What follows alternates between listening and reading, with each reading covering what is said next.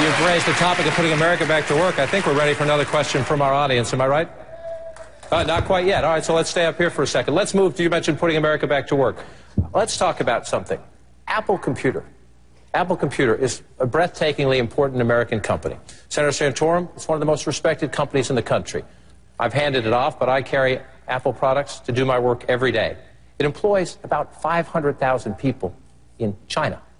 It is based in the United States, has some employees here, about 40-something thousand, I think 46,000, most of them in retail stores and at the headquarters. 500,000 of them are in China. As a president of the United States, what do you do about that? I'm the only person on this stage that will do something about it. I've got a specific plan in place that I've put out there called the Made in the USA plan for exactly these kinds of companies that have to create great technology and then go somewhere else to make them, because America is uncompetitive. And that's why we have to cut the corporate tax to zero for all corporations who manufacture and process in this country. People have said, well, why are you doing it for corporations and only cutting it in half, which I do, to 17.5% for the rest? It's because the local pharmacy is not going to move to China. We're not going to, the jobs that we're losing are jobs that we have to compete with other countries, and those are manufacturing jobs. The reason they're going there is not because our workers or our management in this country are not productive. We have great productivity gains. It's amazing the transformation that has been made in the last decade or two about our manufacturing processing here. It is simply government getting in the way. None of these folks do anything. I do dramatic things that send a signal. Apple, you have all those employees over there, you make all those profits over there. If you want to bring that money back, right now you pay a 35% tax. Under our plan, if you bring it back and invest it in plant and equipment here in Charleston, you pay nothing. You put that money to work. If you invest it, you pay nothing. It's a powerful incentive.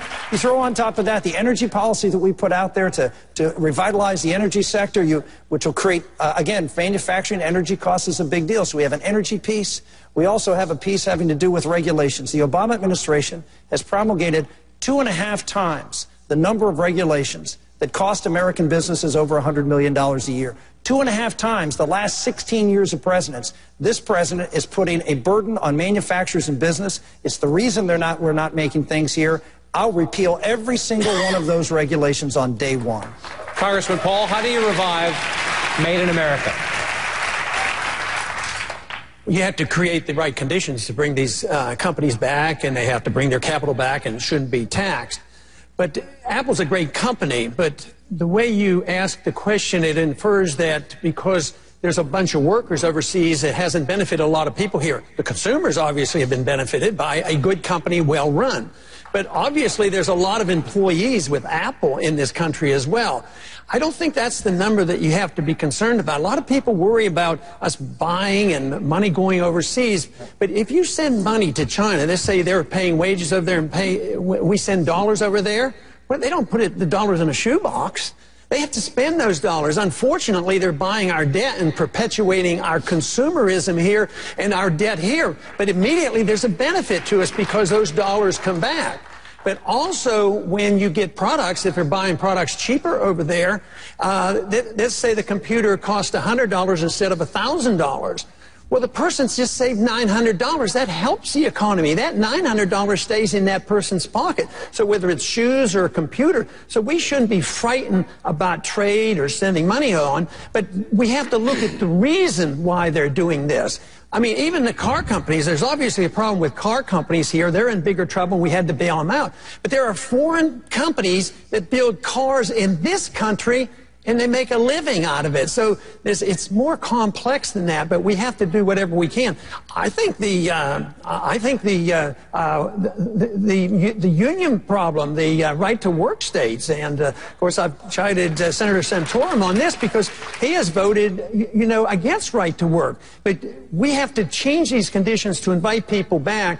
But believe me, the regulations and the fact that we are the issuer of the reserve currency of the world is a real temporary blessing for us because it's easy for us to export our money. That's unfortunately our greatest export, and they're still taking our money. Soon, though, they're going to quit, and this whole ball game is going to end, and we better get prepared for it. He mentioned you, Senator Santorum. Go ahead, quickly. Congressman Paul knows, because we've talked about this before, I've already signed a pledge and said I would sign a national right-to-work bill. And when I was a senator from Pennsylvania, which is a state that does not a right-to-work state, the state made a decision not to be right to work, and I wasn't going to go to Washington and overturn that from the federal government and do that to the state. That's a very different position. Quickly, sir. Yeah, the response should be yes. I understand that. That's the way politics works. You voted the way you thought was best. Representative government. Yeah, for your state. But as president, are you going to represent South Carolina or Pennsylvania? That's really the question. Well, maybe you didn't hear what I said. I said I would support a national right-to-work law and sign it into law and would support it and advocate for one.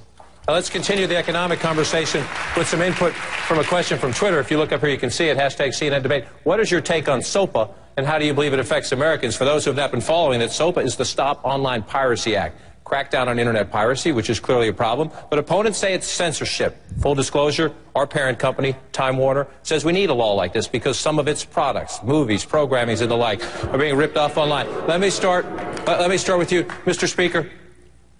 There's two competing ends, two engines even, of our economy here at odds on this. How do you deal with it?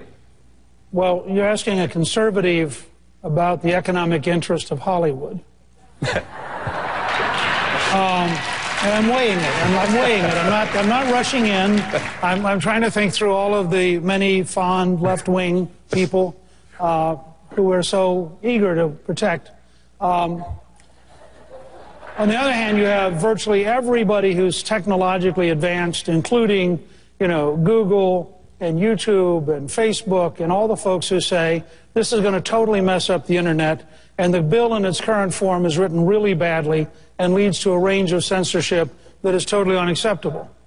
Well, I favor freedom. And I think that I think that we have a patent office, we have copyright law. If a company finds that it has genuinely been infringed upon, it has the right to sue but the idea that we're going to preemptively have the government start censoring the internet on behalf of giant corporations' economic interest strikes me as exactly the wrong thing to do. Is the Speaker right, Governor Romney? These companies complain, some of them are based in Hollywood, not all of them are, that their software, that their publishing, that their movies, that their shows are being ripped off. I think he got it just about right. The truth of the matter is that the law as written is far too intrusive, far too expansive, far too threatening to freedom of speech and movement of information across the internet. It would have a potentially depressing impact on one of the fastest growing industries in America, which is the internet and all those industries connected to it. At the same time, we care very deeply about intellectual content that's going across the internet. And if we can find a way to very narrowly, through our current laws, go after those people who are pirating, particularly those from offshore, we'll do that. But a very broad law, which gives the government the power to start stepping into the internet and saying who can pass what to whom, I think that's a mistake. And so I'd say, no, I'm standing for freedom. I mean, it's a big issue in the country right now. Congressman Paul and Senator Santorum, your views on this one quickly. I was the first Republican to sign on with a host of Democrats to oppose this law. And we have had a concerted effort, and I feel like we're making achievement there. This bill is not going to pass, but watch out for the next one. And I am pleased that the attitude is sort of mellowed up here because the Republicans, unfortunately, have been on the wrong side of this issue. And this is a good example on why it's good to have somebody that can look at civil liberties and work with coalitions and bring people together. Freedom and the Constitution bring factions together. I think this is a good example. Those who support the law, Senator, argue tens of thousands of jobs are at stake. I don't support this law, and I agree with everybody up here that it goes too far, but I will not agree with everybody up there that there isn't something that can and should be done to protect the intellectual property rights of people. The internet is not a free zone where anybody can do anything they want to do and trample the rights of other people.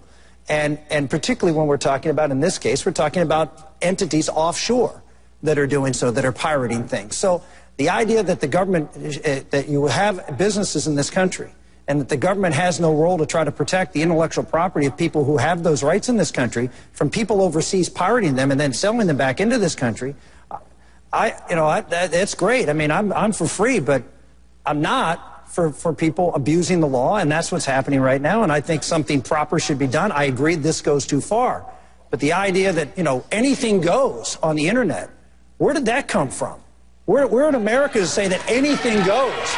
We have laws, and we respect the law, and the rule of law is an important thing, and property rights should be respected. All right, gentlemen, I want to thank you. Ask our audience, applaud if you wish. Stand by 1 second, take one more break. Much more of our Southern Republican presidential debate to come, including this question. After months of campaigning, if these candidates could do one thing over, what would it be?